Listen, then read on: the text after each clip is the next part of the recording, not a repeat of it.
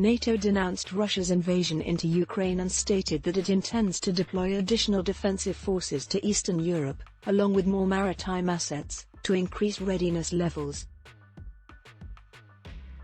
The alliance stated that President Vladimir Putin's attack on Ukraine is a grave breach of international law and a serious threat to security in Europe.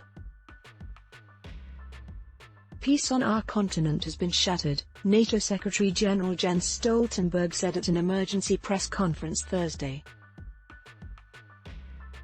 We now have war in Europe on a scale and of the type we thought belonged to history. Ukraine says more than 40 soldiers, 10 civilians killed during Russian invasion. NATO intends to convene an emergency meeting on Friday, Stoltenberg said, including representatives from NATO partners Finland and Sweden. Once again, despite our repeated warnings and tireless efforts to engage in diplomacy, Russia has chosen the path of aggression against a sovereign and independent country, Stoltenberg said in a press statement.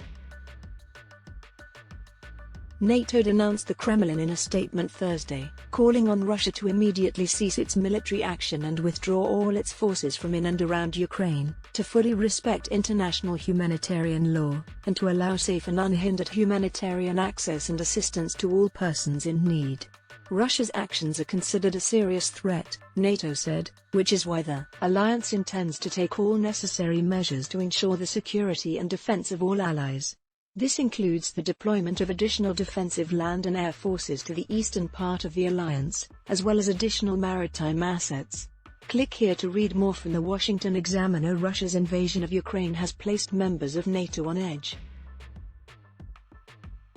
Lithuania has declared a state of emergency Thursday in response to the invasion.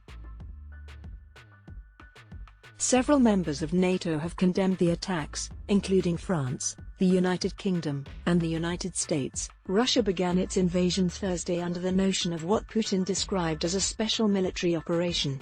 At least 50 Ukrainians have died as of Thursday morning. Adblock test. Why?